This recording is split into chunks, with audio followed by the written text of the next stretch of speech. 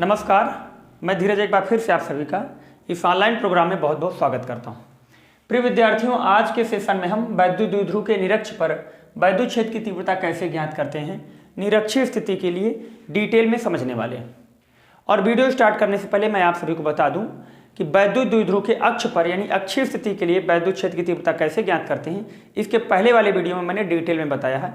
जिन्होंने अभी तक वह वीडियो नहीं देखा वो प्लेलिस्ट में जाके वीडियो को जरूर देखें। क्यों? क्योंकि वैद्युत द्विध्रुव के अक्ष पर और निरक्ष पर यानी अक्षीय स्थिति के लिए और निरक्षीय स्थिति के लिए दोनों डेरिवेशन में एक डेरिवेशन 99% चांस है कि आपके बोर्ड एग्जाम में पूछा जाएगा।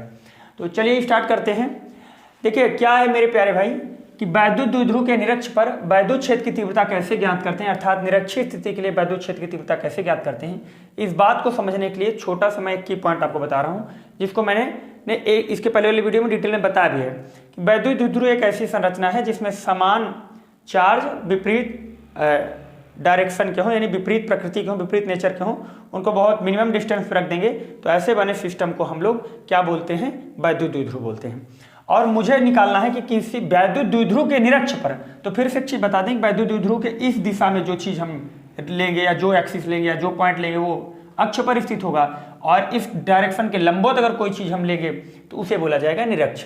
तो मेरे प्यारे भाई, वैद्युत द्विध्रुव के निरक्ष पर वैद्युत क्षेत्र की तीव्रता निरक्षीय स्थिति के लिए ज्ञात करने के लिए किसी वैद्युत द्विध्रुव के केंद्र से r दूरी पर P बिंदु स्थित है। देखो ये चीज हम मान रहे हैं कि माना कोई वैद्युत द्विध्रुव है जिसके केंद्र से r दूरी पर निरक्षीय स्थिति पर यानी निरक्ष पर एक बिंदु P स्थित है, जिस पर वैद्युत क्षेत्र की तीव्रता ज्ञात करना है। ये मेरा फर्स्ट ऑफ ऑल टास्क है। इस चीज को मुझे निकालना है कि इस बिंदु पर वैद्युत क्षेत्र की तीव्रता क्या होगी।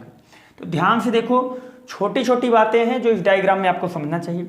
मैंने आपको कल भी बताया था, ऋणावेश के कारण वैद्युत क्षेत्र की तीव्रता ऋणावेश की ओर होगी, यानी E1 मेरे प्यारे भाई इधर होगा, E1 इधर होगा। यहां तक आप समझ गए होंगे। धनावेश के कारण वैद्युत क्षेत्र की तीव्रता धनावेश से दूर जाएगी, यानी मेरे प्यारे भाई E2 किधर होगा, तो आप सब जानते हैं E2 इधर होगा। तो इस बार जो दो तीव्रताएं हैं ना तो अपोजिट डायरेक्शन में हैं ना तो सेम डायरेक्शन में हैं, यहां पे उन दोनों इंटेंसिटी ऑफ इलेक्ट्रिक फील्ड में जो वैद्युत क्षेत्र की तीव्रता है उन दोनों के बीच एक एंगल बन रहा है। मान लीजिए ये एंगल कितना है, तो हम बोल रहे हैं ये एंगल मान लो 2 थीटा है। ठीक है, मैं आशा करता हूं इतनी बात आप समझ गए होंगे। अब हम एक चीज जानते हैं कि यहां से यहां तक अगर आपका कितना है 2l है, तो मेरे प्यारे भाई यहां से यहां तक की जो डिस्टेंस होगी वो l होगी और ये भी l होगा। मैं आशा करता हूं कि ये बातें आपको बहुत अच्छे तरीके से समझ में आई होंगी। अब फर्स्ट ऑफ ऑल आप एक चीज जानते हैं कि यहाँ पे 90 डिग्री का एंगल बन रहा है, तो ये आपका राइट एंगल ट्रायंगल है। यहाँ पे ध्यान से देखो तो ये राइट एंगल ट्रायंगल बन गया। अगर ये राइट एंगल ट्रायंगल है तो पाइथागोरस थ्योरम ये बोलता है कि हाइपोटेनस का square equal to perpendicular square plus base square, यानी आप जानते हैं कर्ण स्क्वायर बराबर लंब स्क्वायर प्लस आधार स्क्वायर। तो आप अगर यहाँ से निकालें इस साइड को, यानी इस यहाँ से लेके यहाँ तक की लेंथ को अगर हम निकालना चाहें तो हम बोल सकते हैं कर्ण स्क्वायर बराबर लंब स्क्वायर प्लस आधार स्क्वायर। तो अगर हम लोग इसे सॉल्व करें तो अगर इस चीज को निकालें, मान लीजिए इस चीज को हम मान ले रहे हैं, यहाँ से यहाँ तक की डिस्टेंस को मान ले रहे हैं कैपिटल ए। अगर ये कैपिटल ए निकालना चाहें तो हम बोल सकते हैं कैपिटल ए का square is equal to L square यानी R square plus L square. तो मेरे प्यारे भाई यहाँ से कैपिटल ए जो आएगा वो आ जाएगा under root R square plus L square. मैं आशा करता हूँ कि ये चीजें आप समझ गए होंगे। तो ये हो जाएगा कितना, under root R square plus L square. यहाँ से यहाँ तक की डिस्टेंस हो जाएगी R square into L square. अब देखो वही हाल यहाँ भी है, under root R square plus L square. हम आशा करते हैं यहाँ तक आप समझ गए होंगे। अब नेक्स्ट पॉइंट समझते हैं कि नेगेटिव चार्ज है तो E1 निकालना चाहें तो हम बोल सकते हैं कि माइनस क्यू आवेश के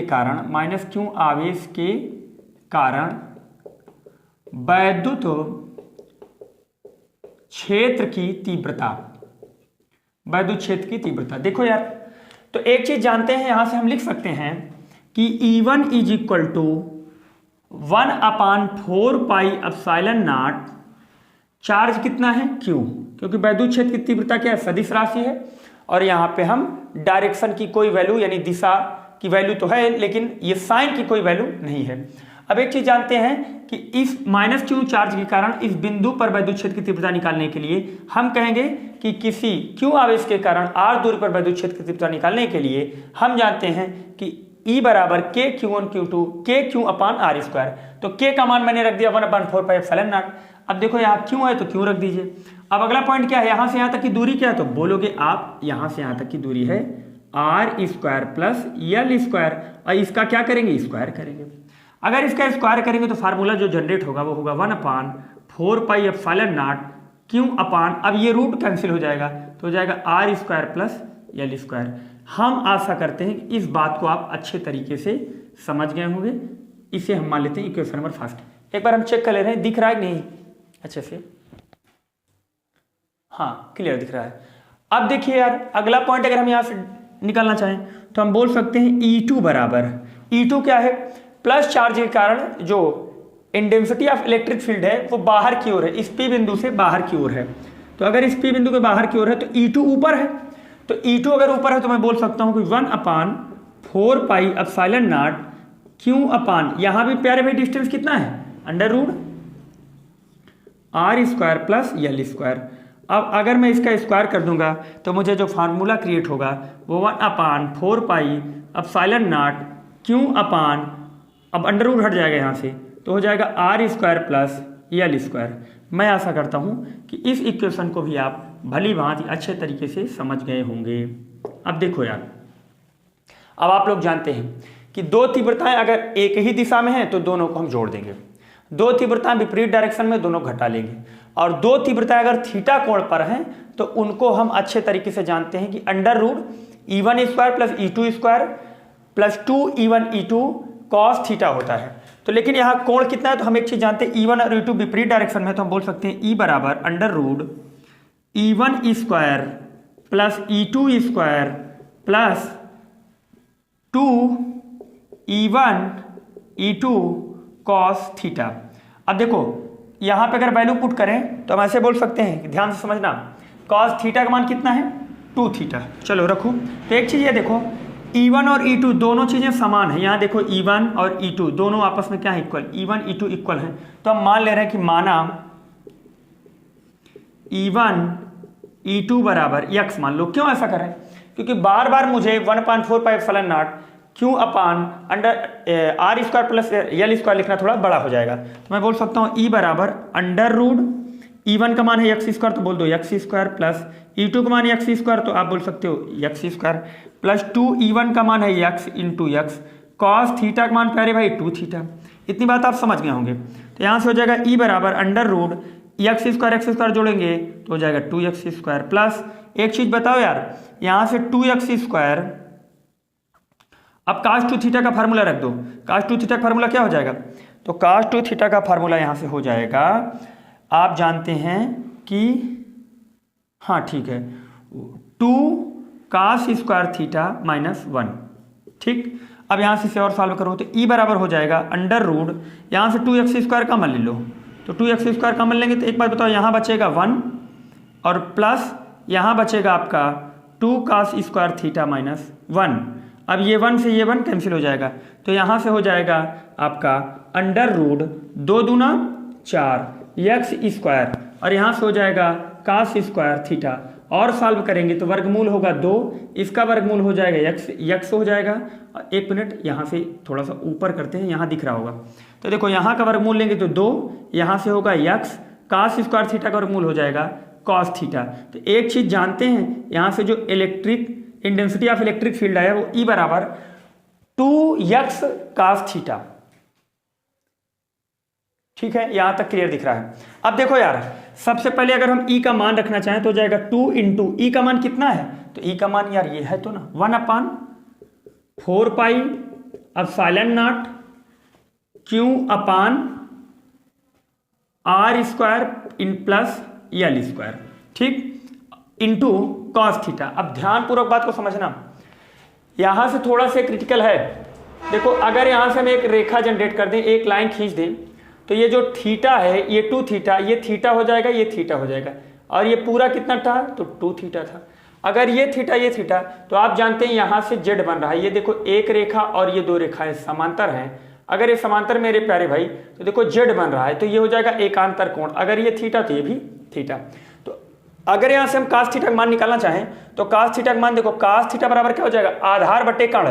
तो देखो आधार बटे कर्ण, तो ये देखो थीटा के सामने भुजा ये लंब होगा और ये क्या हो जाएगा आधार, आधार कितना है यल, और कर्ण कितना है under root R square plus L square. तो देखो यार अगर हम यहाँ से रखना चाहें तो cos थीटा बराबर क्या हो जाएगा, आधार, आधार यहाँ कितना है यल, और बताओ कर्ण कितना है under root R square plus L square. ठीक है, इतनी बात आप समझ गए हैं। अब देखो अगर इसे हम और सॉल्व करें, एक मिनट थोड़ा सा देखने दीजिए यार, दिख रहा है ना, हाँ पूरा क्लियर दिख रहा है। चलो इसको और थोड़ा ऊपर ले लेते हैं। यहाँ देखो इसी चीज को हम इस पूरे फंडामेंटल को जिसको मैंने इस ब्रैकेट में क्लोज किया है इसको ऊपर लेके चल रहे हैं। तो देखो यार यहाँ से हम बोल सकते हैं यार ई बराबर, एक बात बताओ, इस 2 का गुणा एल में करेंगे तो हो जाएगा 2l इंटू ये पहले से क्यू था तो क्यू लिख लीजिए, और यहाँ 1/4 पाई एप्सिलॉन नॉट पहले से है, इसको एक ब्रैकेट में बंद कर दीजिए, इंटू आप जानते हैं R square plus L square को अगर हम थोड़ा सा हटाना चाहें तो आप जानते हैं इसके ऊपर क्या लगा देंगे 1/2। और देखो यार ये दोनों चीजें सेम है, बेस सेम हो तो पावर को ऐड कर लेंगे, तो R square plus L square power 1, R square plus L square power 1/2, गुणा में घातें जुड़ती हैं तो यहाँ से हो जाएगा R square plus L square की पावर 1/2 में 1 जोड़ेंगे तो 3/2 हो जाएगा। अब हम जानते हैं कि यल स्क्वायर अत्यंत छोटा होने के कारण इसको हम मान लेते हैं नगण्य। क्या मान लेंगे, नगण्य। देखो कैसे, क्योंकि वैद्युत द्विध्रुव एक ऐसी संरचना है जहां पे आवेशों को बहुत सूक्ष्म दूरी पर रखा जाता है। तो 2l अगर बहुत सूक्ष्म है तो यल तो अत्यंत सूक्ष्म होगा, तो अगर अत्यंत सूक्ष्म है तो यल को हम नगण्य मान लेंगे। तो ई बराबर यहां से निकल के आएगा 1/4 पाई एप्सिलॉन नॉट। अब अच्छा बताओ क्यू इंटू 2l क्या होता है, तो कहोगे p होता है, अपान यहां से हो जाएगा आर स्क्वायर और यल स्क्वायर 0 हो जाएगा तो आर स्क्वायर की पावर 3/2। अब बताओ 2 से 2 कैंसिल हो जाएगा तो यहां से हो जाएगा ई बराबर 1/4 pi epsilon naught p upon R cube. ये होता है निरक्ष के लिए, किसके लिए, निरक्ष स्थिति के लिए वैद्युत क्षेत्र की तीव्रता ज्ञात करना। मैं आशा करता हूं कि आप अच्छे से चीजों को समझ गए होंगे। अगर इतनी बात आपके समझ में आया है तो इसको आप कॉपी कर लीजिएगा। मैं फिर से बता रहा हूँ बोर्ड एग्जामिनेशन के लिए बहुत ही इंपॉर्टेंट सेशन है। और अब देखो इसमें एक पॉइंट और है कि देखो ठीक है यार ये परिणामी तीव्रता है, ये क्या है, तो आप कहेंगे ये है परिणामी तीव्रता, ये है परिणामी तीव्रता। तो एक प्रश्न यहां से उठता है कि परिणामी तीव्रता की दिशा क्या होगी, तो परिणामी तीव्रता की जो दिशा होगी E1 और E2 के बीच में होगी, यानी यहां होगी, ये परिणामी तीव्रता की दिशा होगी। कल के वीडियो में सारे मैंने इन्हें बताया था कि परिणामी तीव्रता की जो कल निकाले थे ना अक्षीय स्थिति के लिए, तो वहां परिणामी तीव्रता की जो दिशा होगी वो E1 वहां बड़ा है E2 से, तो E1 की ओर होगा। अब अगर इतनी बात आप समझ गए तो इसको थोड़ा सा हटा के एक की पॉइंट मैं आपको और इसमें समझा दूं। एक छोटा सा क्वेश्चन पूछा जाएगा कि वैद्युत अक्ष या से वैद्युत क्षेत्र की तीव्रता के निरक्ष और अक्ष में क्या संबंध है, यह भी क्वेश्चन यहां से बन सकता है। तो थोड़ा सा हम इस चीज को हटा के यहीं लिख दे रहे हैं।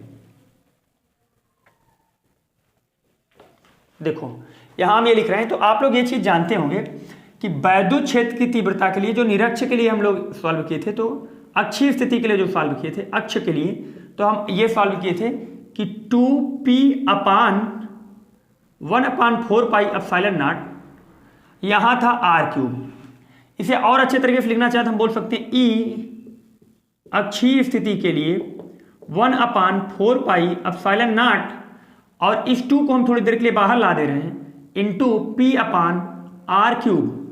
तो अगर इसे और अच्छे से सॉल्व करना चाहें तो ई के अक्षीय के लिए आ जाएगा, अक्षीय के लिए आ जाएगा 2 इंटू, एक बार बताओ ये पूरा डेरिवेशन आपने किया तो क्या निकल के आया, ये देखो ये निकल के आया है, ध्यान से देखो ये चीज।